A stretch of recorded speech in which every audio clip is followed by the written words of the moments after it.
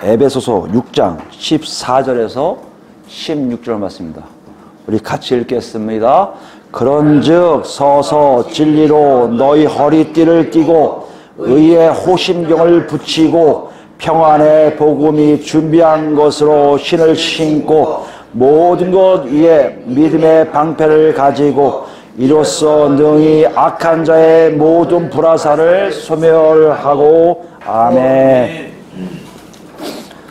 지난 시간에 우리가 왜 하나님의 전신갑주를 입어야 되는지 알아보았습니다. 그것은 시대적인 흐름이 있다는 것이에요. 예수님이 이 땅에 오시고 재림하시기까지의 뭐가 극성을 떤다고 했죠? 마귀와 마귀 세력들이 극성을 떤다는 거죠. 그거 누구예요? 이미 자기 자리에 이뤘기 때문에 이 땅에 올 수밖에 없고요. 이 땅에서 누구를 괴롭힌다고요? 하나님의 자녀들을 괴롭힌다는 것이에요. 그러므로 하나님의 자녀로 부름받은 우리들에게 그런 싸움이 늘 있을 수밖에 없고요. 그 싸움을 이길 수 있다? 우리 힘으로는 이길 수 없는 것을 알기에 우리는 뭐 한다고요? 하나님의 전신갑주를 입어야 된다고 말씀하고 있었던 것이죠. 여러분 혹시 한 주간 어땠습니까? 정말 이 시대가 마지막 시대에 악한 날인 걸 경험하셨습니까? 너무나 악한 세력과의 싸울 일이 많은 것을 경험하셨습니까? 그때 여러분 어떻게 하셨어요? 아, 내 힘으로 안 되는구나. 하나님의 전신갑주를 입어야겠구나를 생각하셨습니까? 또 주 안에 들어가겠구나 그런 생각을 하셨습니까? 이것이 지금 우리의 삶의 모습이라고 이야기하고 있다는 것이에요. 바울사도는 우리에게 이렇게 얘기해요. 하나님 자녀라면요, 세상의 관점이 아니라, 세상의 기준이 아니라 하나님의 기준, 하나님의 관점으로 자신의 삶을 살고 보게 된다는 것이에요. 우린 그 안에 있기를 원합니다. 하나님의 관점이 무엇인지를 정확하게 알기를 원합니다. 오늘 더 나아가요. 오늘 14절 같이 읽었는데요. 그런즉이라고 시작하고 있어요. 그런즉. 그런즉은 뭘까요? 보통 앞에 있는 내용에 대한 결과치를 얘기해요. 앞에 내용을 다 얘기한 다음에 봤지. 그러므로 그런즉 다음에 이런 일을 해야 돼. 알아서 다음에 어떤 것을 정리하는 거예요. 이런 결과치가 있기 때문에 이런 일을 해야 돼를 쓰기 위해 쓰는 접속사가 바로 그런즉이라는 접속사예요. 바울사도 입장에서는 뭐요? 우리에게 하나님의 전신갑주를 입을 수밖에 없는 것들. 왜요? 악한 날에 온전히 대적하고 서기 위해서는 하나님의 전신갑주를 입어야 되는데 정말 너희들이 그것을 입고 있는지 보겠다라는 개념이에요.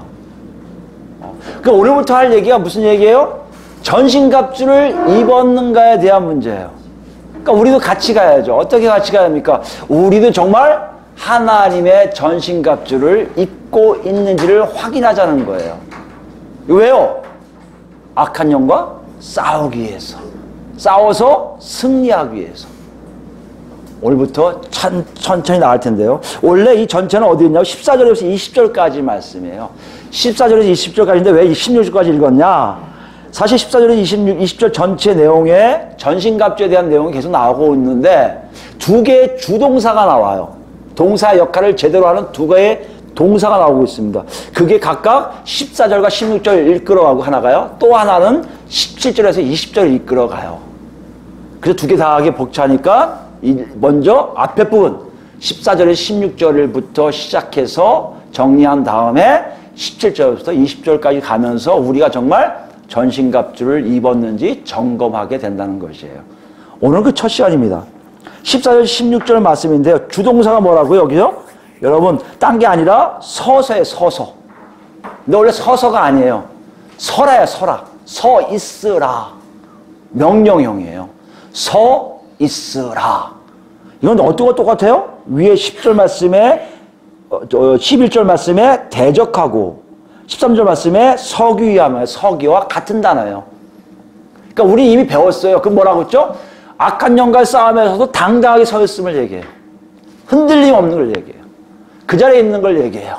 제가 뭐라고 말씀드렸죠? 로마 군사들이 자기 자리를 절대 지키는 것이 그들의 싸움의 전략이라고 했어요. 그죠? 그거 마찬가지로 그 자리에 서 있으라고 명령하고 있다는 것이에요. 지금 뭐 하고 있는 거예요? 바울 사도는요, 전신갑주 있는 모습을 그리스도인들에게 얘기하고 있는데 먼저 뭘 보는 거예요? 자세를 보는 거예요. 너 서 있니? 이거예요, 지금요.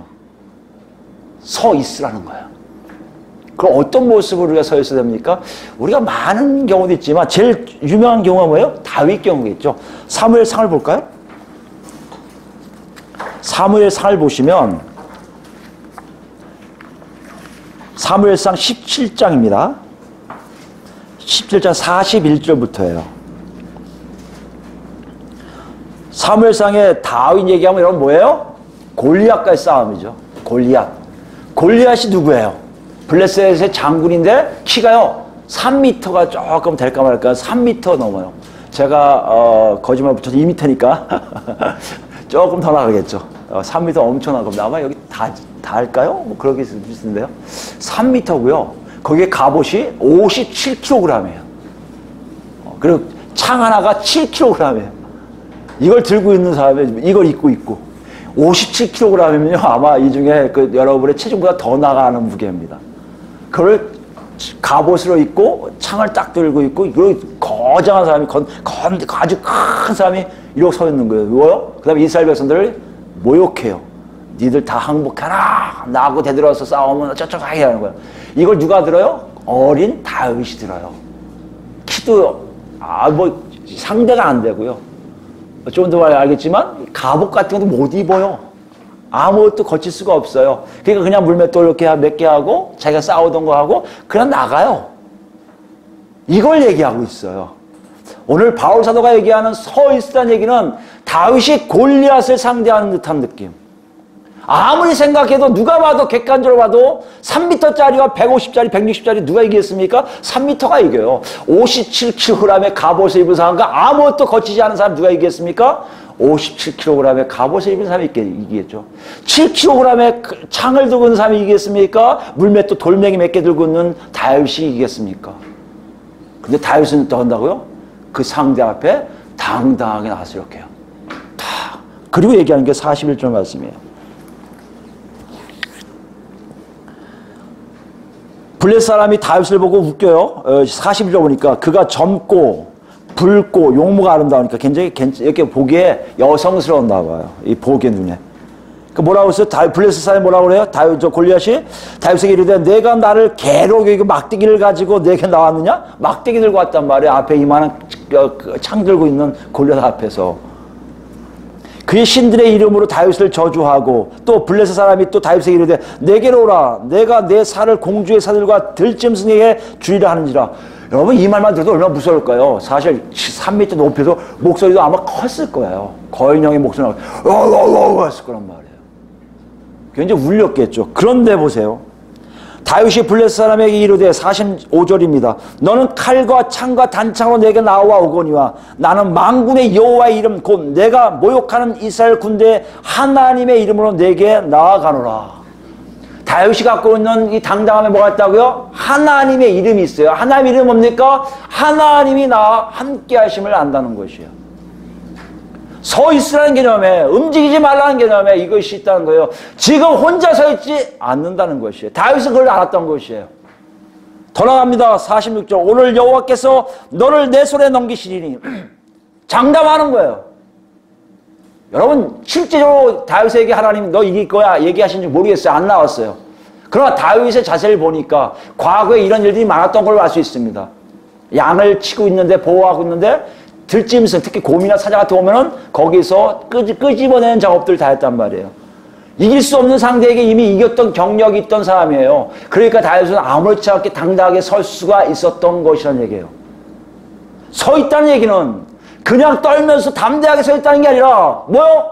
확실한 뒤에 내 뒤에 하나님이 계심을 알고 서 있는 자세를 얘기하고 있다는 것을 우리가 알 수 있습니다. 그렇게 서 있으라는 얘기예요. 내가 너를 쳐서 내 목을 베고 블레셋 군대의 시체를 오늘 공중의 새와 땅의 들짐승에 주어 온 땅으로 이스라엘에게 하나님이 계신 줄 알게 하겠고 또 여호와의 구원하심이 47절 중요하죠.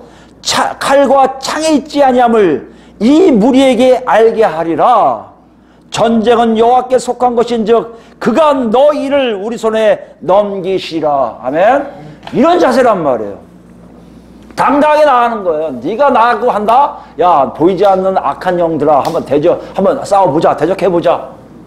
내 뒤에는 하나님이 계시고 하나님이 전쟁을 하시는 것이 내가 하는 게 아니야. 나는 대리로 나갔을 뿐이야. 이런 마음으로 나와 있다는 것이에요. 우리 한번 생각해 보세요. 사실 마귀와 귀신과의 전쟁을 보면 많은 사람들이 피해갑니다. 무섭은 게 아니라 더러울 때도 있고요. 솔직히 그냥 막 오그라들고 피하고 싶은 마음도 많이 있을 거예요. 우리에게 그런 담대함이 있다? 있어야 된다는 거 아니에요.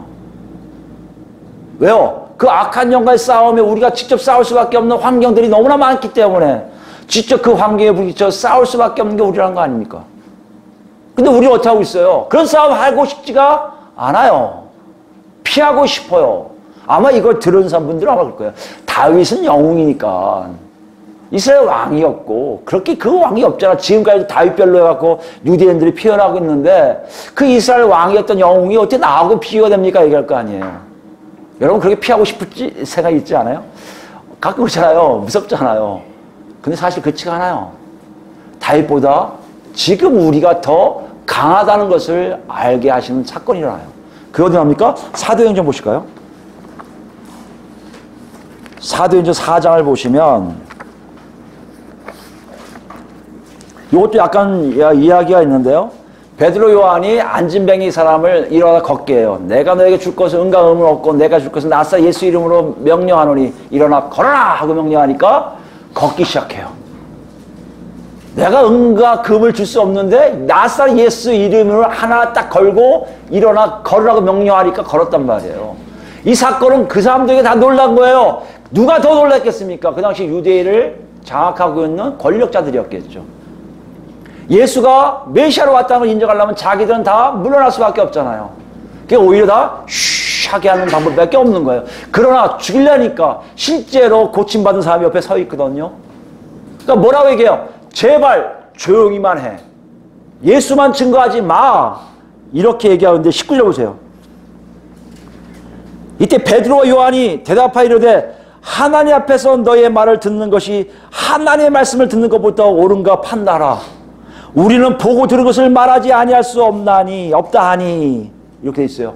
여러분 베드로와 요한 이런 사람이었어요? 아니요. 예수님이 십자가 못 박혀 죽으시려면요 겉보 정도가 아니라 도망자였어요. 쉽게 얘기하면 예수님이 죽게 할 때 베드로가 같이 죽을 수 있어요 했던 사람인데 베드로 어떤 사람이에요? 곧 쫓아가서는 계집종이 너 그 사람 아니야 할 때 나 그 사람 아니야. 나 저 사람 알지도 못해. 3번 부인했던 사람이에요. 요한은요.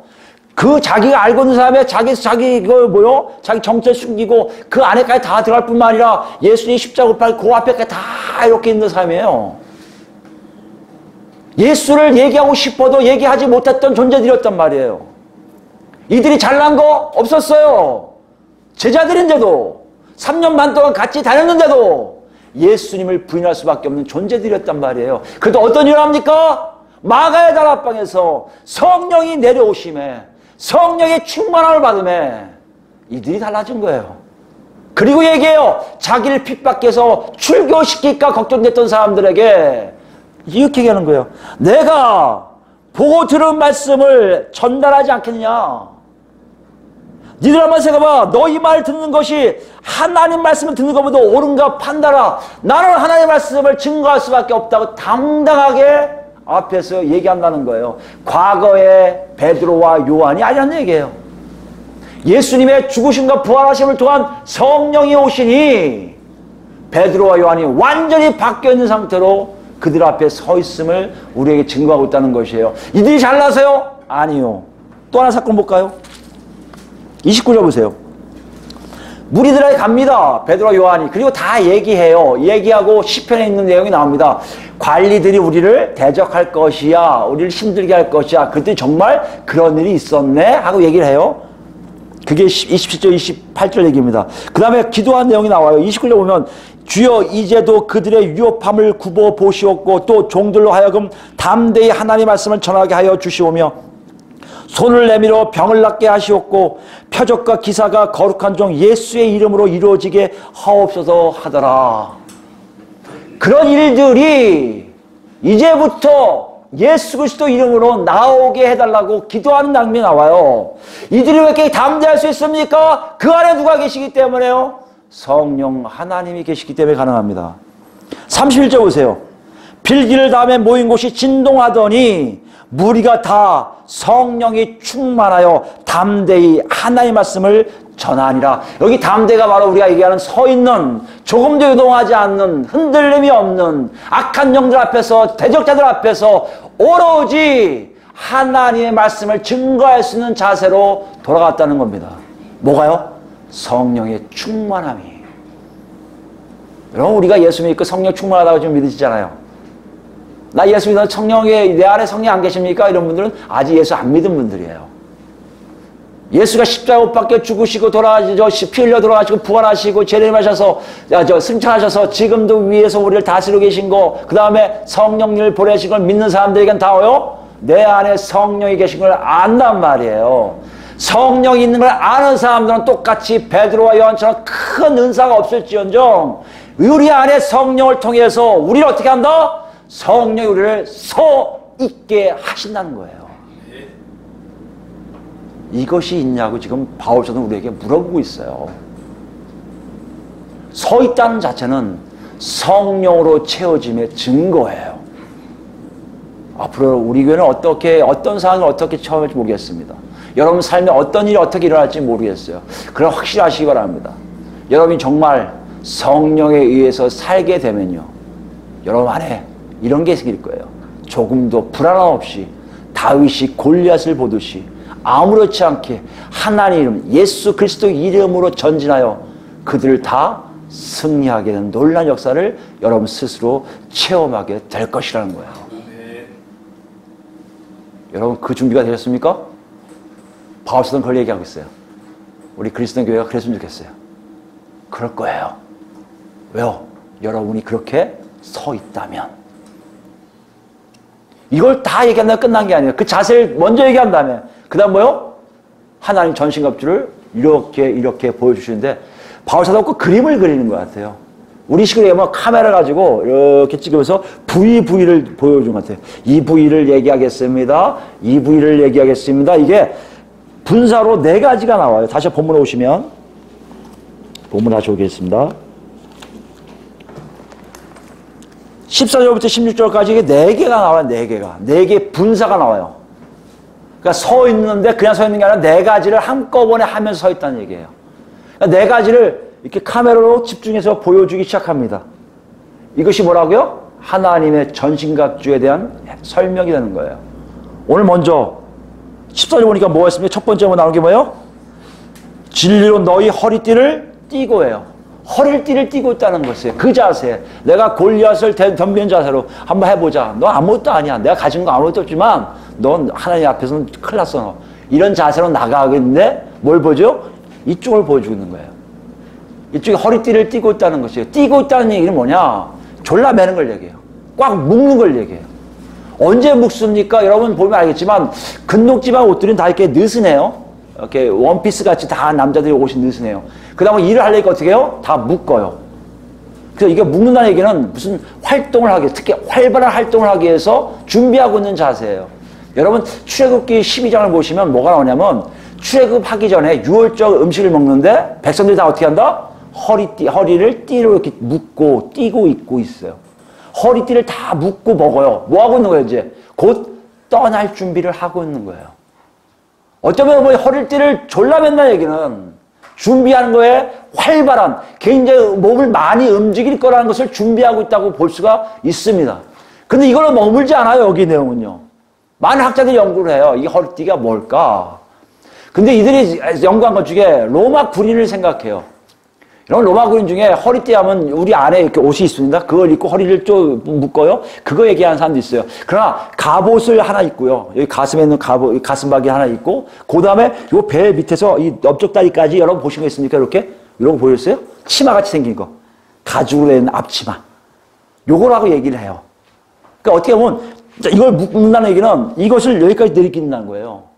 그러니까 어떻게 보면 내가 떠날 준비를 한다는 것보다 또 뭐요? 보호하는 거예요. 여기를 앞으로 나가거든요. 또 얘기할까요? 로마 군인들은 전진만 해요. 이렇게요. 전진만 하니까 앞에서 화살이 날아올 거 아니에요. 화살 날아오니까 여기를 보호해야 되잖아요. 그러니까 여기를 보호하는 장비라고 할 수 있어요. 가는 준비라는 것뿐만 아니라 자기를 보호하기 위한 거란 얘기예요. 다시 얘기하면 이 허리띠라는 의미는 로마 군인을 전투에서 보호해주는 중요한 장비라는 것이에요. 이 역할을 하는 것이 하나님의 전신갑주에 있다는 것이에요. 그걸 뭐라고 표현한다고 지금요? 그게 진리예요.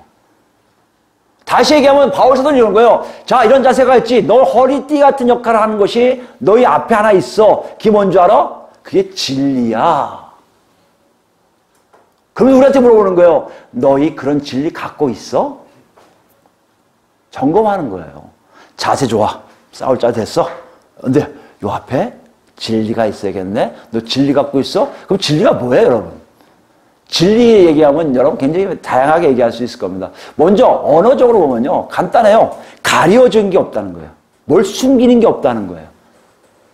아가 다 부정이잖아요. 야, 뒤에 단어가 가려진다는 뜻인데 가려짐이 전혀 없는 것. 그러니까 실제적인 사건, 진상, 정말 절대적인 의미의 참된 것을 나타내는 단어가 바로 이 진리라는 단어예요. 숨김이 없고요. 위조가 없고요. 생략이 없고요. 왜곡됨이 없는 걸 얘기해요. 근데 이걸 더 자세히 알기 위해서는 히브리어로 좀 들어가야 돼요. 왜요? 진리가 뭔지 우리 더 잘 알기 위해서는 히브리적 사고를 갖고 와야 헬라어에서 얘기한 것을 잘 접목시킬 수 있습니다. 진리가 뭘까요? 히브리어의 진리는요. 덜 뭘 강조하냐면 흔들림이 없음을 강조해요. 흔들림이 없음. 견고함이에요. 견고함. 견고하니까 어떻게 해요? 확실해요. 확실하니까 어떻게 해요? 믿을 수가 있어요. 신실해요. 이걸 강조하는 단어가 진리라는 단어예요. 그러니까 이 진리가 신약에 넘어오면서 자연스럽게 누구하고 접목이 돼요? 예수 그리스도와 접목되면서 예수님의 복음, 예수 그리스도의 죽으심과 부활하심, 그 다음에 승천하심, 그 다음에 재림하실 것, 이 모든 것들이 계시된 말씀으로 진리를 해석하기 시작했고요. 그러니까 요즘 현대 많은 교회에서 진리라고 얘기한다면 대부분 계시된 말씀, 즉 성경으로 얘기한다는 것이에요. 그러면 우리 이렇게 해석할 수 있어요. 아, 진리로 보호를 받아라? 그러면 성경을 보아서 성경으로 나를 가리고 있으면 되는구나. 이렇게 생각하는 사람이 많이 있어요. 실제로 그렇게 하기 위해서 성경을 공부해야 되고 성경 연구해야 되고 성경을 암송해야 된다 이게 많습니다. 악한 영이 역사했으면 성경을 탁탁 하면 성경에 대한 말씀 때문에 다 도망간다고 얘기하는 사람도 있어요. 근데 한번 생각해 볼 필요가 있어요, 여러분. 큰 문제는요. 바울 사도 시대에는 신약이 없었어요. 우리가 알고 있는 신약이 없어요. 27권이 다 완성되지 않았어요. 그냥 사도들의 편지들이 막 돌아다닐 뿐이지 하나님의 말씀이라고 정경화된 것은 하나도 없었다는 것이에요. 그렇기 때문에 이 말씀이 바로 진리라서 이 말씀을 영감하면 돼 하면 얘기한다면 적용한다면 우리는 바울 사도가 얘기하는 의도를 제대로 따라가지 못할 수도 있다는 것이에요. 그럼 뭘 얘기했을까? 바울 사도는. 바울 사도가 진리로 보호함을 받으라는 뭘 얘기했을까? 그럼 진리에 대해서 얘기할 거 아니에요. 여러분 진리가 뭔지 한번 생각해 보세요. 굉장히 복잡할 겁니다. 왜 복잡할까요? 역사적으로 보면 진리에 대해서 복잡함이 헬라인과 히브리의 차이가 있듯이 있습니다. 먼저 볼까요? 헬라인들은요. 진리하면 지적인 거에 지적인 거, 지식적인 거. 실제적이고 완전한 거예요. 누구도 다 인정하는 거예요. 동의하는 거예요. 그때 보편적으로 많이 퍼져 있는 걸 얘기해요. 이게 헬라인들이 얘기하는 진리예요. 거기에는요, 인격이라는 게 없어요. 거기에는요, 윤리라는 게 없어요. 근데 히브리인들은 지적인 것보다 오히려 인격과 윤리를 강조해요. 무슨 말이냐면 그 내용이 어디서 왔냐가 중요해요. 그 내용이 하나님께 왔다? 믿을만해. 인격적으로 받아들일 수 있어. 그건 진리야. 이러는 거예요. 하나님의 일꾼으로부터 왔다? 내가 그 사람은 하나님의 일꾼을 알아. 믿을만해. 내가 인정해. 받아들일게. 이게 히브리인들 사고예요. 그래서 히브리인들 사고는요. 많은 사람들이 이것이 A라고 아무리 외쳐도 하나님이나 신실한 사람이 이거 A 아니야 라면요. 이거 A 아니로 믿어요. 진리가 아니에요. 진리 뭐라요? 그 사람 하나님과 하나님의 신실한 일꾼이 얘기한 이것이 A예요. 이게 진리라고 생각하는 것이 다릅니다. 이거의 차이가 되게 많이 있어요. 여러분 이걸 알 수 있는 방법은 혹시 성경을 많이 연구하신 분은 신약을 아까 있는 우리가 카논 27권을 정할 때 보면 알 수 있습니다. 27권을 정할 때 기준이 있어요. 그 중에 하나가 뭔지 아세요? 사도성이에요. 그 인격을 믿는 거예요. 누가 얘기했냐의 인격이에요. 그 사람은 사도라는 얘기는 뭡니까? 예수님하고 관계된 사람이라는 걸 믿는 거예요. 그 사람이 얘기한 건 내가 믿을 수 있어라는 사도성이 있어요. 그 보편성이 있습니다. 보편성은 뭐예요? 널리 퍼졌냐의 문제예요. 잘 보면 신약 27권을 하는데도 두 가지 개념이 다 들어가 있음을 알고 있어요. 알 수 있어요. 헬라적 사고와 히브리적 사고가 믹스되어 있어요. 그래서 그것 때문에 진리가 어떨 때는 이렇게 갔다가 어떨 때 이렇게 가는 것이 많이 보일 수 있습니다. 아리우스라는 가짜가 있는데 한동안 그게 정통이 돼버렸어요. 그런데도 사람들은 모르고 살다가 다시 뒤집어지는 일들이 있었습니다. 교회 살아보면 이 두 가지가 항상 싸웠어요. 헬라적이냐 히브리적이냐, 헬라적이냐 히브리적이냐. 그 사실 한국교회에서 이 얘기할 때는요 참 어려워요. 진리가 뭐예요? 그러면 성경 말씀이에요. 넘어가면 되는데 성경 말씀이 정말 진리인가요? 왜 진리죠? 그러면 얘기를 못해요. 왜 그런지 아십니까? 많은 교회에 두 가지가 있어요. 지적인 걸 강조하는 사람들이 지금도 존재합니다. 그래서 지적으로 존재해서 사실인지 아닌지를 따지는 사람들이 많아요. 사실인지 아닌지를 따져서 사실이 아니면요 진리로 받지를 않아요. 받지 않으니까 어떤 일 합니까? 부인하게 돼요. 그 희한한 게 뭔지 아십니까? 나는 하나님을 믿어. 그러나 예수님이 하나님이신 걸 못 믿어. 나 하나님을 믿어. 그러나 예수님이 인성 있는 거 못 믿어. 나 하나님을 믿지만 예수님의 부활 재림 못 믿어. 어떻게 죽은 사람이 다시 살아나? 있을 수 없어. 이런 일들이 교회 안에도 있어요. 그들에게 부활과 재림과 이런 일들은 진리가 될 수가 없어요. 또 어떤 경우가 있습니까? 어떤 사람은요, 야, 생각해봐라. 많은 사람들이 받아들이는 것이 이제 바뀌었어. 예수도 구원자야. 무슨 말인지 이해하시겠죠? 우리한테는요, 예수만 구원자였는데, 예수도 구원자가 돼요. 그럼 우리 뭐라 그래요? 종교적 다원주의라고 그래요. 기독교만, 예수만 믿으면 구원이 있다? 아니야. 불교에도 있고, 도교에도 있고, 힌두교에도 이렇게 얘기하는 종교 다원주의적 생각들이 이미 교회 안에 들어오기 시작했다는 것이에요. 지적인 걸 강조하다 보니 진리가 뭔지에 대해서 서로 혼동스러워요. 이거 실생활에 들어갈까요? 정통교회로 들어갈까요? 많아요. 한국교회를 생각하면 진리가 뭔지를 구별하려면 쉽지가 않아요. 왜요? 어떤 분들은 진리 수호라 하면서 내용이 다 달라요. 자기의 정치적 구호에 의해서 다른 경우가 많이 있습니다. 어떤 경우는 그냥 얘기하는 것 중에 성경 말씀을 해석한 어떤 사람을 쫓아가는 경우가 참 많이 있어요. 그 사람이 분명 사회적으로 불법을 행하는데도 그 사람이 분명 잘못되고 있는데도 그 무리들은 끝까지 그 사람 말을 쫓아가게 돼 있어요. 이게 뭐예요? 인격과 윤리를 따라가는 하나의 모습이에요. 이 두 가지가 지금도 공존하고 있습니다. 되게 많아요. 아니 어떻게 저럴 수 있을까? 그게 가능해요. 내가 하고자 하는 일들이 있단 말이에요. 그러면서 지금 본문을 읽으면 야 진리가 너희를 보호한다는데 그 진리가 뭐야? 얘기한다면 여러분 서로 각자가 다른 것을 진리라고 얘기할 가능성이 많이 있다는 것이에요. 저는 여기서 딜레마를 느껴요. 설교 준비하면서 나도 이것 때문에 굉장히 멍을 많이 때렸어요. 그럼 뭐지? 그럼 뭐야? 대체 뭐라고 얘기해야 되지 진리를? 여러분 진리를 뭐라고 생각하세요? 여러분이 갖고 있는 진리는 뭡니까? 혹시 둘 중에 하나 있는 거 아니에요? 지적으로 알아대고 어쩌면 어떤 인격을 따라가고 아무개 목사님이 내가 알고는 유명한 목사님이 내가 알고는 정말 영적인 목사님이 얘기한 걸 따라갈 거야? 이러고 있습니까? 그 사람들은 서로 달라질 거 아니에요? 근데 희한한 게 뭔지 아십니까? 문맥을 통해서 제가 느낀 거예요. 지금 전신갑주를 왜 입으라고 했어요? 마귀와 마귀 세력들과 싸우기 위함이에요. 마귀 세력들이 너무 대적이 강하니까 간교하게 교활하게 나오니까 이길 수가 없잖아요. 제가 여기서 느낀 게 맞는 건지 모르지만 저는 솔직히 얘기하면 요즘이 바로 이런 마귀의 관계를 통해서 진리도 진리라고 얘기 못하는 시대가 왔다는 것을 알 수 있다는 것이에요.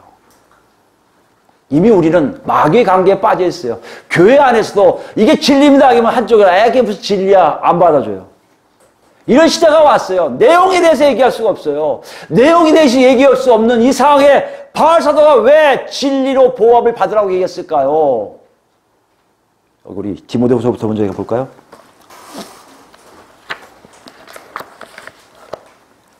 저는 우리 자신을 봤으면 좋겠어요. 우리 자신의 환경을 봤으면 좋겠어요. 4장입니다. 디모데후서 4장.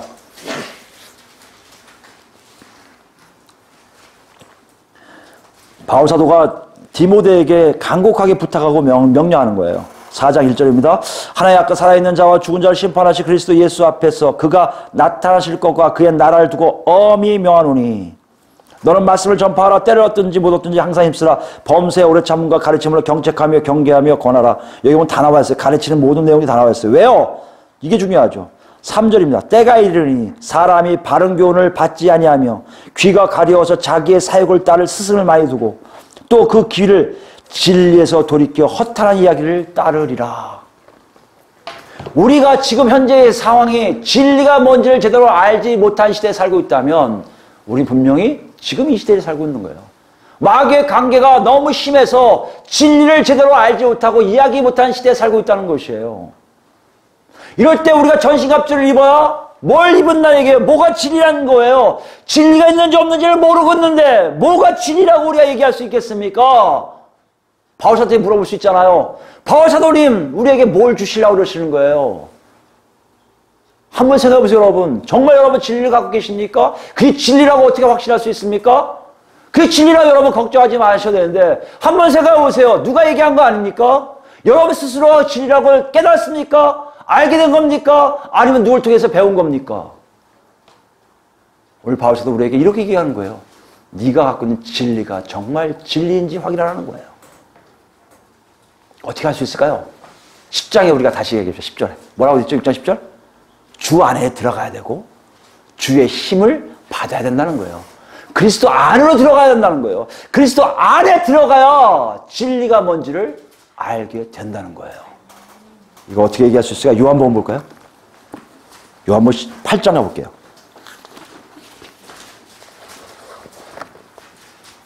저 여러분과 제가 이제 아무도 없다고 생각하시고요. 여러분과 제가 말씀에 비춰서 예수님의 말씀에 비춰서 여러분 자신을 한번 생각해 보세요. 그 스텝 바이 스텝을 천천히 따라가 보세요. 정말 내가 갖고 있는지. 12절부터 볼까요? 8장 12절입니다. 예수께서 또 말씀하여 이르시되 나는 세상의 빛이니 나를 따르는 자는 어둠에 다니지 아니하고 생명의 빛을 얻으리라. 이게 지금 뭘 말씀하신 거예요? 당신이 누구신지를 밝히신 거 아니에요. 근데 바리새인들 보세요. 13절에. 바리새인들이 이르시되 내가 너를 위하여 증언하니 내 증언은 참되지 아니하도다. 지금 뭐 하는 거야? 네가 빛이라고? 증거대봐. 이러고 있는 거예요. 네가 증거가 되지 않으면 넌 빛으로 인정하지 않겠어. 이 뜻이에요. 예수님이 뭐라 하시는지 보십시오. 14절 보세요. 내가 나를 위하여 증언하여도 내 증언이 참되니 나는 내가 어디서 오며 어디로 가는 것을 알거니와 너희는 내가 어디서 오며 어디로 가는 것을 알지 못하니라. 너희는 육체를 따라 판단하나 나는 아무도 판단하지 아니하노라. 어려운 말씀하세요. 무슨 정말 도 같은 사람만 알 수 있는 내용이에요. 무슨 말입니까? 네가 나를 안다고? 몰라 니들은 나를. 이 뜻이에요. 간단하게 하면. 근데 뭘 판단해? 뭘 증거대라고 그래? 여러분 예수님을 어떻게 생각하세요? 예수님 판단하고 여러분 믿으세요? 2000년 전에 오셨다가 돌아가신 분인데 여러분 그분을 만난다고 생각하세요? 그 말도 안 되죠. 2000년 전에 죽었다가 돌아가신 분인데 부활하신 분인데 어떻게 우리가 이 시대에 만날 수 있어요? 만날 수가 없잖아요. 우리 그렇게 해요. 내 앞에 예수님 나타나면 내가 믿겠다. 이런 사람이 많아요. 아니요. 예수는 그런 존재가 아니에요. 예수는요. 하나님이 보내신 놀라운 은혜의 분이에요. 우리를 살리시기 위해서 보내신 어떤 하나님 뜻이의 뜻. 그래서 로고스예요. 이거 하나님 뜻이다. 받아라. 무슨 말이에요? 존재가 있냐 없느니 사람이 그럼 되나 저도 된다. 결혼했나 안 했나. 결혼했으면 애가 있을 텐데 이거 다빈치 코드 보니까 애가 있다 하더라. 뭐 이런 식으로 나오는 게 아니라 여러분 제 안에서 그분이 나를 구하실 빛으로 나를 구하실 하나님의 은혜의 뜻으로 왔음을 평가 없이 받아들일 때 내가 그리스도 안에 들어가는 거예요. 그게 어디 있습니까? 16절이에요. 내가 판단하던 내 판단이 참되니 이는 내가 혼자가 있는 것이 아니오 나를 보내시니가 나와 함께 계심이라. 무슨 말씀이에요 여러분? 예수를 믿으면 누굴 만나요? 아버지 하나님을 만나거든요. 아버지 하나님을 만나요. 예수를 만나면 아버지 하나님이 누구신지 알게 돼요. 이 신비에 우리가 들어가는 거예요. 아, 그 사람이 어떻게 엄마 뱃속에서 남자 없이 태어날 수 있어? 그것은 참 이해가 안 된다. 이해가 안 되죠. 하나님이시니까. 여러분, 이해가 안 된다고 하시면 요즘 한번 생각해 보세요. 요새 복제인간 보세요. 엄마의 핵 다 빼버리고 아빠의 핵만 집어넣고 아빠가 동일한 동물을 똑같이 만들어야잖아. 물론 사람은 아직 안 했지만. 과학도 증명하고 있는데 아니 지금 와서 끝까지 어떻게 남자 없이 애를 만들어. 말도 안 되는 소리 하고 있어. 우리가 갖고 있는 편견과 우리가 갖고 있는 잘못된 진리에 대한 인식이 예수를 거부할 때가 있지 않습니까? 19절입니다. 이에 그들이 묻되 내 아버지가 어디 있느냐? 예수께서 대답하시되 너희는 나를 알지 못하고 내 아버지도 알지 못하노다. 나를 알았더라면 내 아버지도 알았으리라. 하나님이 누구신지 절대자이시고 보이지 아니하시는 우주 만물을 창조하시고 다스리고 계실 그 하나님을 예수를 만날 때 만난다는 거예요. 안다는 거예요. 이건 누가 가르쳐주는 게 아닙니다, 여러분. 아무리 가르쳐줘도 눈에 안 보이고 모르면 그 사람은 거부할 수밖에 없는 게 그건 거짓 증거예요. 거짓 진리예요. 그걸 끝납니까? 아니에요. 21절부터 볼까요? 우리가 이해를 못하니까 우리같이 후세에 태어난 사람들 위해서 내가 가리니 너희가 나를 찾다가 너희 죄 가운데 죽겠고 내가 가는 곳에 너희가 오지 못하리라. 구별 짓는 것을 모르는 거예요. 예수님이 죽은 다음에 가야 될 곳을 가냐 못 가냐의 문제입니다. 유대인들이 이르되 그가 말하기를 내가 가는 곳에 너희가 오지 못하니까 그 자기를 하려느냐? 유대인들이 자기를요 곧 지옥 가는 거예요. 아브라함의 낙원에 갈 수가 없어요. 그들은 자결을 굉장히 끔찍한 죄로 여겨요. 왜요? 이 목숨을 하나님이 주셨는데 왜 내 마음대로 끊어? 여러분, 자결은 어떤 면을 봐도 옳지 않아요. 그렇게 얘기하는 거예요. 아, 지옥 갈 모양이다. 그때 뭐라 하세요? 너희는 아래에서 났고 나는 위에서 났으며 너는 이 세상에 속하였고 나는 이 세상에 속하지 아니하였느니라. 그러므로 내가 너에게 말하기를 너희가 너희 죄 가운데 죽으리라 하였노라. 너희가 말하기를 내가 그인 줄 믿지 아니하면 너희 죄 가운데 죽으리라. 무슨 말이에요? 속함이 달라. 나는 하늘에 속한 자고 너희는 땅에 속한 자거든. 네가 땅에 속했다는 얘기는 죄덩어리에 있기 때문에 죽을 수밖에 없잖아. 근데 나를 알면 거기서 벗어난 일이 있다는 것이에요. 어떻게 할 수 있냐? 25절에요. 그들이 말하되 내가 누구냐? 예수께서 이르시되 또 얘기합니다. 또 물어봐요. 자꾸 물어봐요. 증거를 잡고 싶어서. 26절입니다. 내가 너에게 대하여 말하고 판단할 것이 많으나 나를 보내시니가 참되심에 내가 그에게 들은 그것을 세상에 말하노라 하시되 누가요? 아버지가 말씀하신 걸 그대로 말하는 거예요. 28절입니다. 예수께서 이르시되 너희가 인자를 든 후에 인자가 든 게 뭐예요?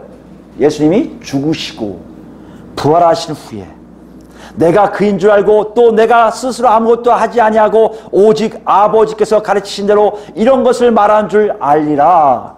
나를 보내신 이가 나와 함께 하시도다. 나는 항상 그가 기뻐하신 일을 행함으로 나를 혼자 두지 아니하셨느니라. 무슨 말씀이에요, 여러분? 예수님이 십자가에 못 박혀 죽으시고 부활하셔서 승천하신다면 내 말이, 예수님의 말씀이 실제적으로 내가 한 게 아니라 하늘에 계신 아버지를 통해서 나온 것을 너희가 알게 된다는 것이에요. 여러분, 여기에서 우리를 봐야 됩니다. 여러분, 진리는요 학습 효과가 아니에요. 배워야 될 내용물이 아니에요. 진리는요 관계적인 거예요. 과정이 있어요. 내가 예수를 만나는 과정이 있고요. 관계가 있어요. 죽었다 부활하신 예수님을 내가 어떻게 만나냐? 만나지는 것이 과정이에요. 만나지니까 내가 뒤집어져요. 왜요? 아버지를 알게 되니까. 그 아버지가 나한테 얘기하는 것 같아요. 네가 이렇게 살았는데 지금은 아니다라고 얘기하시는 거 아닙니까? 그러니 내가 바뀐 걸 알 거 아니에요. 바뀌니까 어떻게 합니까? 삶이 달라진 것을 볼 수 있어요. 과거에 내 모습은 저기 있는데 현재 내 모습은 여기인 걸 알게 됩니다. 그뿐만 아니에요. 점점 그 안에서 아버지 뜻이 뭔지를 하나 둘 내 안에서 심어지고 있음을 알게 된다는 것이에요. 오늘 바울 사도는 이걸 얘기하고 있어요. 진리가 너를 보호할 것이니까 진리가 뭐지? 예수님은 하나님이셔, 예수님은 사람이셔, 예수님이 어떻게, 이런 성경적인 교리적인 내용을 네가 다 암송하라는 게 아니고 진리를 정말 체험했냐를 보여주고 계신 거예요. 예수를 통해는 진리의 역사가 네 안에 있는 것을 확인하라는 거예요. 아버지를 알게 되고 아버지의 나라를 알게 되고 이 땅에 있는 것들을 알게 되고 세상의 기준을 사는 게 아니라 하나님의 기준을 살아야겠다는 생각이 나도 모르게 바뀌고 있는 사람들에게 얘들아 걱정하지 마. 그 진리가 악한 영의 싸움에서 너희를 보호할 거야. 이거예요 지금. 그 경험 없는 사람들에게 성경 배우세요. 예배 열심히 드리세요. 철야 기도하셔야 되고요. 금식 기도하셔야 되고요. 하나님을 열심히 봉사하셔야 됩니다. 성가대도 하시고 이래서 얻어지는 진리가 아니고요. 예수 그리스도 안에 들어갈 때만 하나님을 통해서 얻어지는 진리를 오늘 말씀하고 있다는 것이에요. 우리 어떻습니까 여러분? 어디 있어요? 진리 경험하셨습니까? 그 진리를 여러분 체험하고 계십니까? 여러분 갖고 계세요? 없다고요? 놓고 계세요. 간단해요. 되게 어려웠지만 간단해요. 공식은. 예수님이 여러분을 기다리고 계세요. 예수의 십자가의 사건과 부활 사건과 승천한 사건이 그걸 증거하세요. 여러분 마음속에 노크 소리가 들립니까? 여세요. 나 보고 싶어요. 진리를 알고 싶어요. 할 그 고백이 여러분을 진리 안으로 몰아갈 것이고 그 진리가 여러분을 보호하기 시작할 거예요. 마지막으로 더 들어갑니다. 요한복음 8장입니다. 31절. 그러므로 예수께서 자기 믿은 유대인들에게 이르시되 너희가 내 말에 거하면 참으로 내 제자가 되고, 관계적인 것을 얘기해요. 참 내 제자가 돼요. 어떨 때? 예수의 말씀. 어떤 말씀? 아버지가 보내셔서 아버지가 이렇게 하시고 죄에서 너를 건지시고 너희들 다 구원시킬 거란 말씀이 너희 안에 있으면 너와 나는 관계를 맺고 있다는 거예요. 32절. 잘한 말씀이죠. 요한복음 8장 32절. 진리를 알지니 진리가 너희를 자유롭게 하리라. 자유한다는 걸 여러분 잘 기억하세요. 자유가 뭡니까? 다 돼요. 여기서 뭐 죄에 대한 자유도 있고 노예 생활하는 자유도 있고 여러 가지 자유가 있어요. 내 안에 하나님이 함께 하심으로 하나님이 우주 만물을 창조하실 때 우리에게 주셨던 아담, 죄 없는 아담에게 주셨던 자유함이에요. 하나님하고도 가까이 갈 수 있고요. 누구하고도 갈등이 없이 가까이 갈 수 있는 그 삶이에요. 여러분 예수 믿는 거요? 교회 다닌다고요? 건물 하나 땄다 한다고요? 아니요! 그것도 포함돼요. 더 중요한 게 뭔지 아십니까? 내가 하나님의 자녀임을 내 삶 속에 자유함으로 표현할 수 있다는 것이에요. 34절 볼까요? 진실로 너에게 이르노니 죄를 범하는 자마다 죄의 종이요 종은 영원히 집에 거하지 못하되 아들은 영원히 거하나니 그러므로 아들이 너희를 자유롭게 하면 너희가 참으로 자유로우리라. 하나님의 아들이 자유롭게 했으니까 그 자유함을 정말 느끼게 돼 있어요. 여러분 죄에서 첫째 떠납니다. 죄가 떠난다는 게 뭔지 아십니까? 죄는 하나님과의 단절이에요. 하나님과 단절되면 무서워요. 뭘 제일 무서웁니까? 죽을까 봐. 이 땅이 오래 사는 것이 나의 목표가 될 수밖에 없어요. 근데 하나님이 딱 만나면 그것이 아무렇지가 않아요. 죽은 게 아니에요. 하나님 안에서 산 거예요. 끝까지 살아요. 눈을 잠깐 감았다 뜨면 바로 아버지를 진짜 만나는 거예요. 이것이 자유함으로 우리 안에 있으니 누가 우리를 억압하겠습니까? 누가 우리를 통제하겠습니까? 그 역사함이 우리 안에서 일어나기 시작한다는 것이에요. 41절 볼까요? 또 하나 있습니다. 그들 아직 아버지를 체험하지 못한 자들은 아비가 누구예요? 거짓 아비예요. 너희는 너희 아비가 행한 일들을 하는도다 대답하되 우리가 음란한 데서 나지 아니하였고 아버지는 한 분뿐이라 곧 하나님이시로다. 예수께서 이르시되 하나님이 너희 아버지였으면 너희가 나를 사랑하였음이니 이는 내가 하나님께로부터 나와서 왔습니다. 나는 스스로 온 것이 아니요 아버지께서 나신 것을 나를 보내신 것이라. 아버지와 또 관계를 얘기해요. 어찌하여 내 말을 깨닫지 못하느냐. 이는 내 말을 들을 줄 알지 못함이로다. 하나님의 예수님의 말씀이 들리지가 않아요. 진리가 뭔지를 모르니 사람들 머리에 귀를 기울여요. 사람들 행동에 따라가요. 내 생각대로 맞는 사람을 취하는 것이 곧 진리이냐 착각하게 된단 말이에요. 아니에요, 여러분. 예수를 통한 하나님의 음성이 내 안에서 끝없이 들리기 시작해요. 그 길이 아니고 이 길이라는 것을 알게 하신다는 것이에요. 44절 보세요. 너희는 너희 아비 마귀에게서 났으니 너희 아비의 욕심대로 너희가 행하고자 하느니라. 그는 처음부터 살인한 자요 진리가 그 속에 없으므로 진리에 서지 못하고 거짓을 말할 때마다 제 것으로 말하니 이는 그가 거짓말쟁이요 거짓의 아비가 되었습니다. 내가 진리를 말함으로 너희가 나를 믿지 아니한도다. 너희 중에 누가 나를 죄로 책잡겠느냐. 내가 진리를 말하는데도 어찌하여 나를 믿지 아니하느냐. 하나님께 속한 자는 하나님의 말씀을 듣나니 너희가 듣지 아니하면 하나님께 속하지 아니하였음이라. 아멘. 뭘 얘기하시는 거예요, 여러분? 하나님 말씀이 들리는데요. 어떻게 들린다고요? 올바름, 정직, 확실함, 견고함, 신실함으로 우리에게 온다는 거예요. 여러분, 예수 믿는 사람들이 이 안에 있어야 돼요. 왜요? 우리가 하나님 자녀이기 때문에. 하나님이 그러신 분이기 때문에. 거짓을 얘기한다? 악한 쪽으로 간다? 아니란 얘기예요, 여러분. 그건 그들에게 속한 거예요. 하나님에 속한 자가 아니란 얘기예요. 오늘 본문은 이걸 얘기하고 있어요. 너희들에게 지금 이걸 얘기하고 있단 말이에요. 바울 사도가 얘들아 너희 안에 역사하신 하나님을 생각해봐라. 예수 그리스도를 통해서 너희가 어떻게 바뀌었는지 생각해봐라. 그 진리가 너희 안에서 어떻게 너를 인도하고 있는지 생각해봐라. 그 진리가 너를 보호하게 될 것이다. 오늘 첫 번째 점검이 들어갔어요. 바울 사도가 이러는 거예요. 야, 박문정, 너 자세 어때? 다일 것 같아요. 오케이. 너 보호하고 있어? 진리 알아? 예, 제가 예수를 만나서 하나님 안에서 나온 놀라운 진리가 나를 이렇게 움직이고 있네요. 내 안에 악한 것이 있어도 악한 걸 누르고 올바름과 정직함이 나오고 신실함이 나오고 확고함이 나오고 확실함이 나오네 시작하네요. 그래, 넌 잘하고 있어. 오케이. 자, 따라해봐. 너는 정말 잘하고 있어. 그게 뭐라고요? 아멘이에요. 아멘. 아멘이 히브리어로 아멘이 헬라어로 뭐로 번역된 줄 아십니까? 바로 진리로 번역되어 있어요. 아멘이 바로 진리라는 얘기예요. 그것이 진리입니다 라고 외친다는 거예요. 오늘 여러분 이런 지적이 여러분한테 점검했을 때 여기 한 사람도 빠짐없이 아멘 함으로 그것이 진리입니다 함으로 우리 모두 하나님의 귀한 자녀들 다 되는 놀라운 볼 다 누리기를 예수 그리스도로 축원합니다. 아멘.